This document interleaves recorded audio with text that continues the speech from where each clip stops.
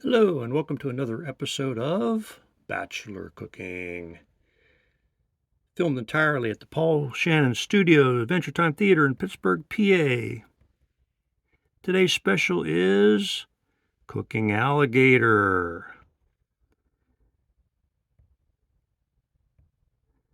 So you got to make sure that you season this meat properly. And we got some garlic salt. We got some vinegar.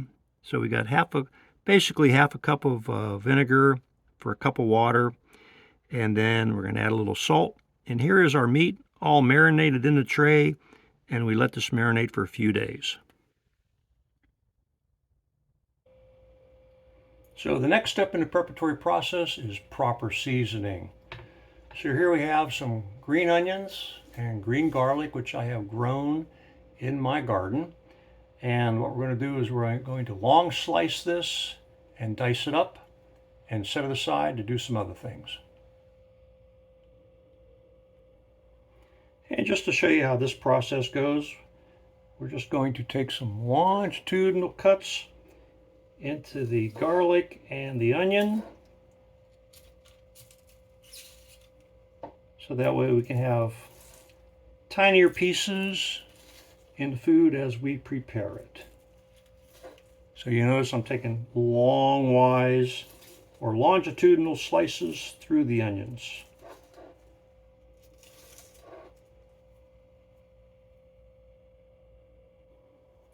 And then so once we make our long slices through everything, I got this nice little gizmo here called the Toss and Chop. I used to sell these on eBay. It's got like a spoon and double scissors built in.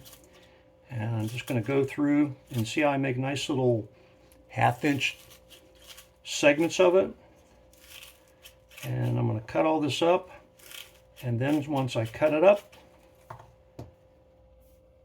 it's going to go into one of the little recesses here of my MASH serving tin, if you ever watch MASH on TV. And we also got a little clove of garlic, and we got our little potato masher here, and we're going to kind of tear into this a little bit just to kind of dice it up and get it ready to be mashed. And then that way we can get it all together and getting ready to reduce it, because you want to take these greens, which are very aromatic, by the way. If you're a little more sensitive to tearing up and all that, you'll just have to kind of bear with that. But we'll get all this to go, and then the next step is we're going to bring out our alligator. And before we proceed, I just want to let you know that this is the first video made on my newly installed butcher block countertop.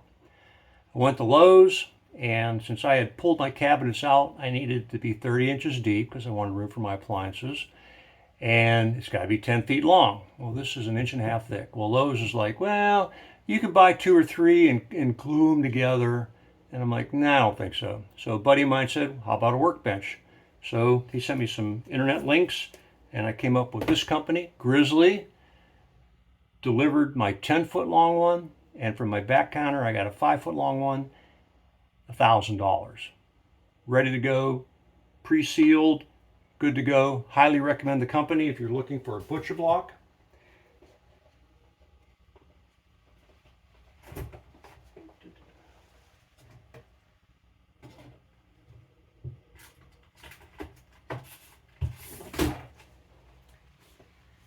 And now here we are. You saw the earlier photos where we seasoned everything, put it in the marinade, and lo and behold, there is our alligator meat. Now I'm going to take this out, put it on a chopping block, and I'm going to very thinly slice it and chop it up.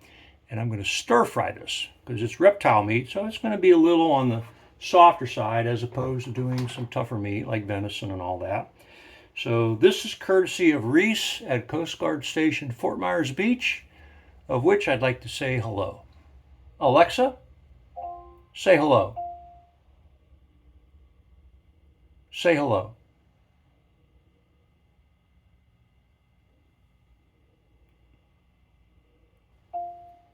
Thank you to Reece and all my homies at Coast Guard Station, Fort Myers Beach. There we go, and thank you.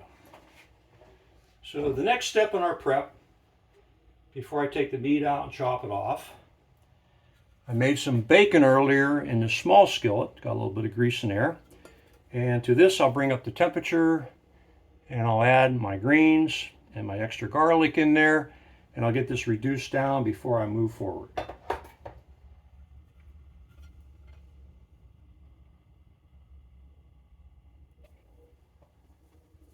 And to proceed with dicing up, I do have this really nice knife set given to me by the aux scheduling officer at the Coast Guard Station.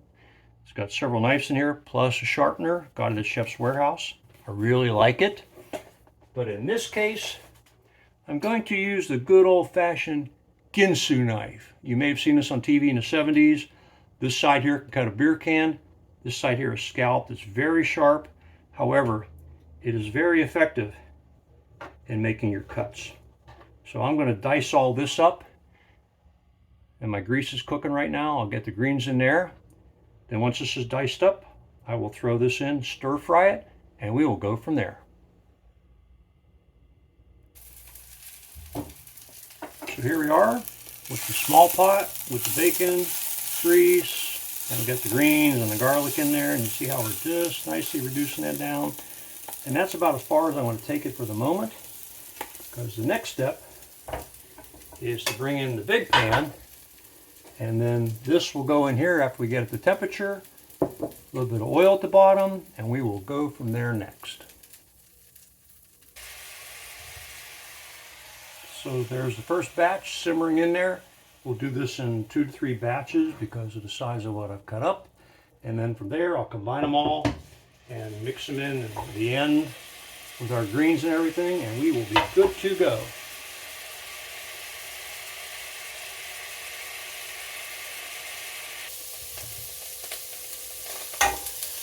And there you have it. I put the greens back in, added the stuff I already did, got it all stir fried, swinging it around.